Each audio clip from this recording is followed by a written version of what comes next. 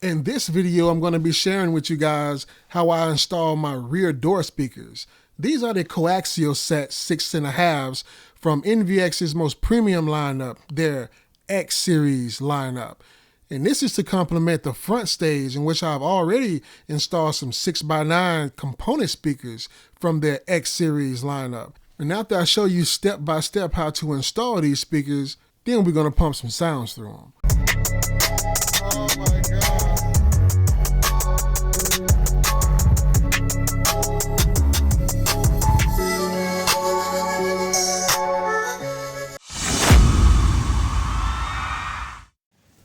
Alright, so what you guys are looking at right now is the rear door panel.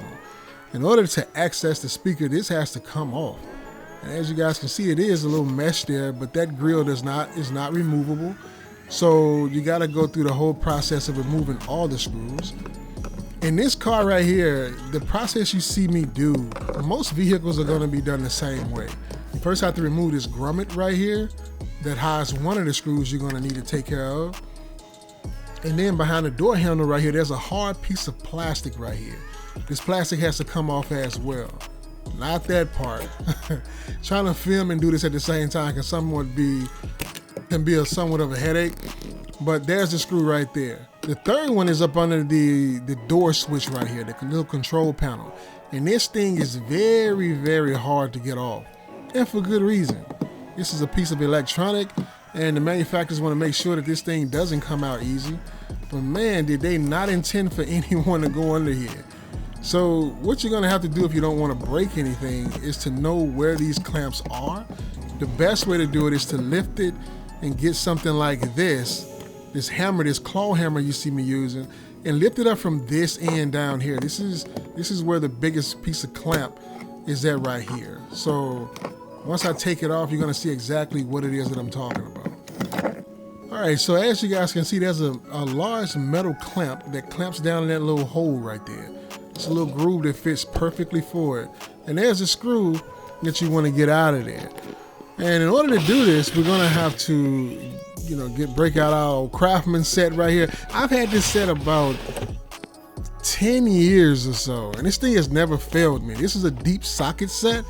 It's made to go around long screws that have nuts on the end of them. So that's why you got a hole in the center of it.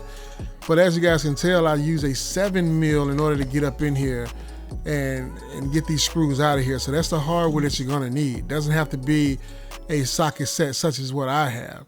But if you are interested in getting something like this, this is how it fits together. In this case, using the smaller sockets right here, this thing comes with a handle. It has an extension piece, and then it all fits together just like this. You can just slide whatever sockets that you would need in and out of that little grip on the end. But when you move up to the bigger ones, I think it starts at around 10mm or 12mm. You have to use the larger one, the actual ratchet.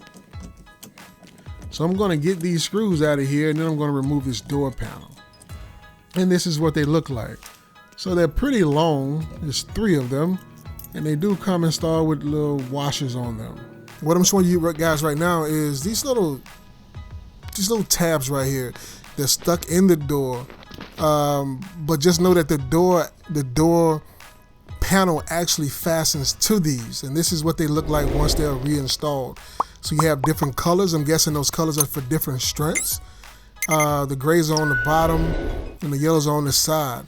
Right here, what I wanted to show you guys is the importance of using speakers that are actually weatherproof, because your door do rain inside your door, and your door do have drip panels on the inside to relieve that water. This is a natural process, but make sure that the speakers you're putting inside your doors can actually withstand this, because if not, you're just going to damage them.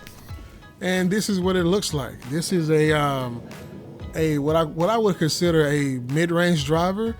It does a little bit of bass and mostly do voice and highs, but it does have a roll off on both the bottom end and the top end, because of course this is not a coaxial right here. This is just something to extend the mids and voice for the rear passengers. So in order to get this off, it has one screw, and it actually pivots on the bottom, like almost like a little hinge that it pivots on, and you'll see that once I snatch it off. So it does come with a bit of gasket material around the edges of it. That is always good to see. And if I can get my hands out of the way, there you go, this little red clip right here. Be very wary of that because that has to get popped up. This is a safety retainer. A lot of people break these, so be very careful. You don't want to break them because you want to be able to retain the integrity of that when you install your new speaker.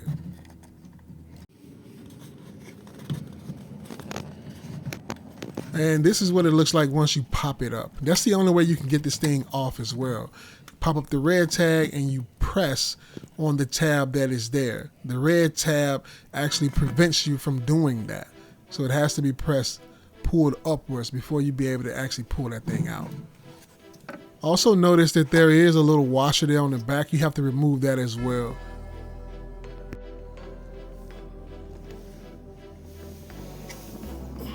Alright, so here's a side-by-side comparison of the old one and the aftermarket one that NVX sent over with these speakers. So it looks like the aftermarket one is a bit more shallow than the actual OEM one, but it seems to fit in the hole just fine. It does lack any gasket material on the back of this, so you'll have to provide that for yourself. And it does come with these extra tabs on them in order to, I believe, be more of a universal solution for different manufacturers. This is the actual wiring harness adapter that they sent with this, which does come in handy if you want to maintain the integrity of the OEM connectors that are provided within the vehicle.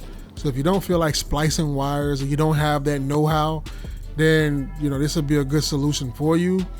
I'm pretty good with a welding iron, but I am going to be using this just for demonstration purposes and the convenience of it. It's pretty cool to have this. The ends do come with a positive and negative, and they are a different size. I was kind of surprised to see that they did this because some speakers are the same size terminals. And here's a closer look at the OEM one. Not really a bad build, to be honest with you, but this is one of those all-in-ones, and this is what the aftermarket solution looks like.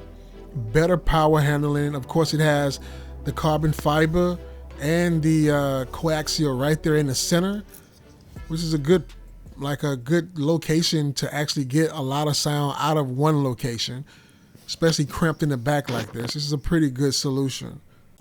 I do want to say that what I don't like about the aftermarket one is that it did not fit for me right off the bat.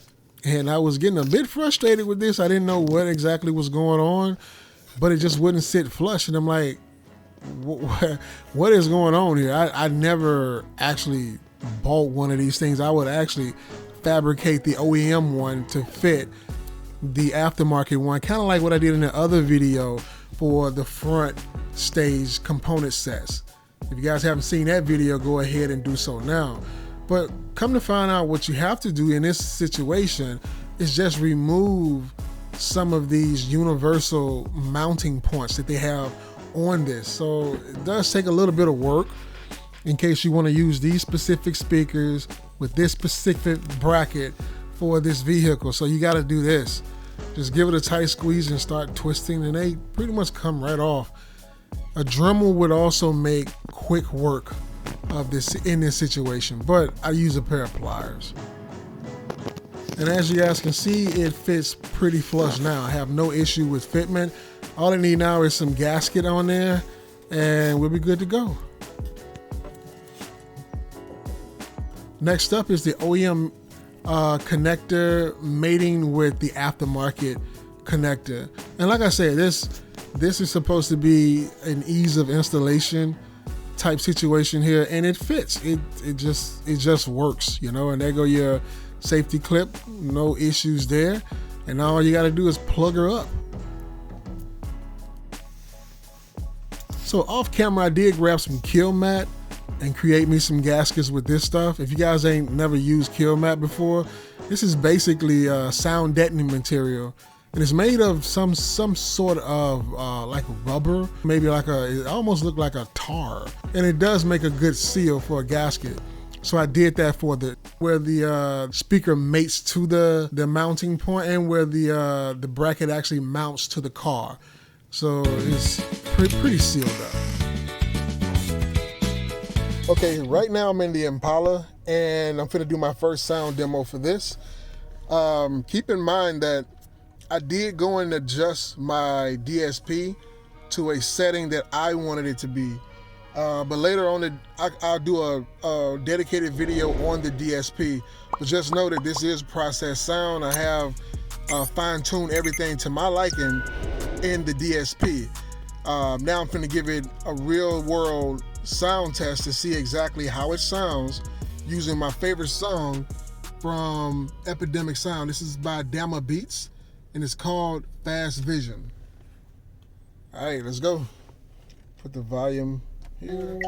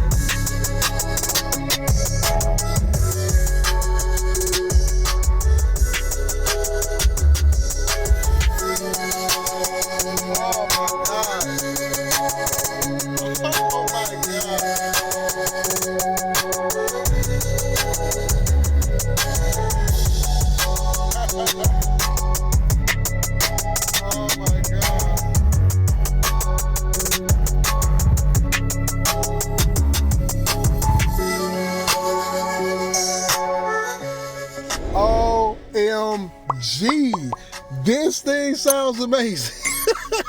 Hold on right quick. Hey, guys, I don't know what this sounds like coming through to you guys. I don't know what this camera is doing right now. I don't process sound in post when I edit my video. I don't do any of that crap. It takes too much time for one, and it's not even that important to me. But it is important to me that you guys know how I feel about the sound that I'm getting in the cabin right now. This thing sounds amazing. Amazing. Now don't get me wrong. These cars, anyone that owned them would tell you, even the non-Bose systems, which I did have in here, you don't see the Bose emblem on the door speakers, meaning that it had a factory amplifier in it for the subwoofers in the doors, but it didn't have a premium system like Bose or Infinity or anything like, Bang & Olufsen, nothing like that. Just factory. And anyone that owns these cars will tell you that the sound system that come with them are really, really good. They're not excellent, but they are good. You don't really need to update anything, to be honest with you. I've showed you guys that in previous videos when I did like the underseat stuff, underseat subwoofer and all that stuff. But man, when I tell you, the NVX X series are screaming in here, and they are not ear fatiguing. They don't hurt my ears. They don't make me want to turn it down. It's like the more I turn it up, the better they sound. Now, it does get to a point where they distort at about 80% of volume or whatever you can tell, but that's probably me needing to adjust the EQ back there or going to DSP settings and take some of the gain away. But other than that, man, they sound amazing. Amazing. I'm going to try to find a vocalist song somewhere and play that for you guys as well, so that you guys can see what the female and male vocalists sound like with different genres of music. But as of now, Fast Vision is my go-to just because of the dynamics of it and all the instruments that they use. They come in with like the flute, they got a little bit of violin in there. This beat right here is my taste right here. But I'm gonna try to find a vocalist and give you guys a demo of that as well. All right, turn the AC off so you guys can hear me. All right, so this one here is called Trophy Wife, and it's by an artist named Zorro. Oh, here it is. Zorro, Trophy Wife. It's not the cleanest sound, but you'll get the point.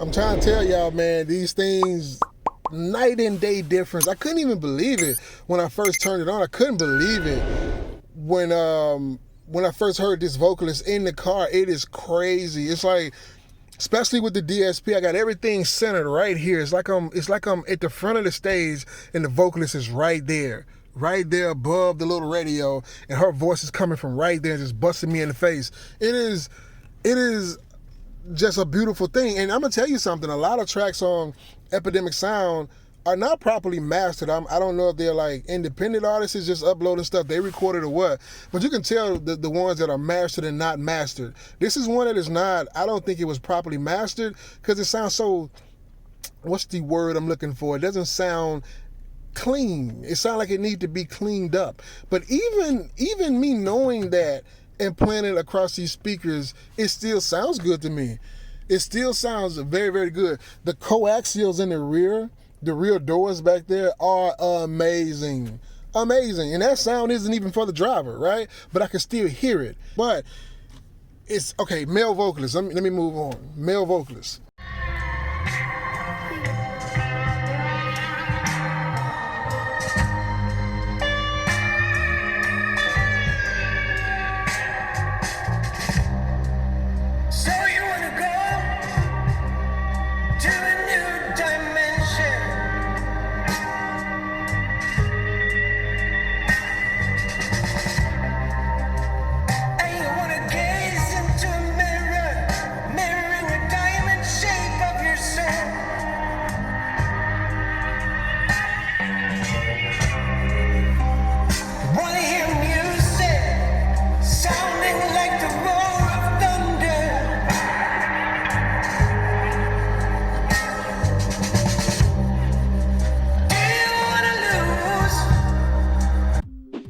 Thanks for visiting the channel to help you simplify car audio. It's the Budget Bass Head, and I'm out.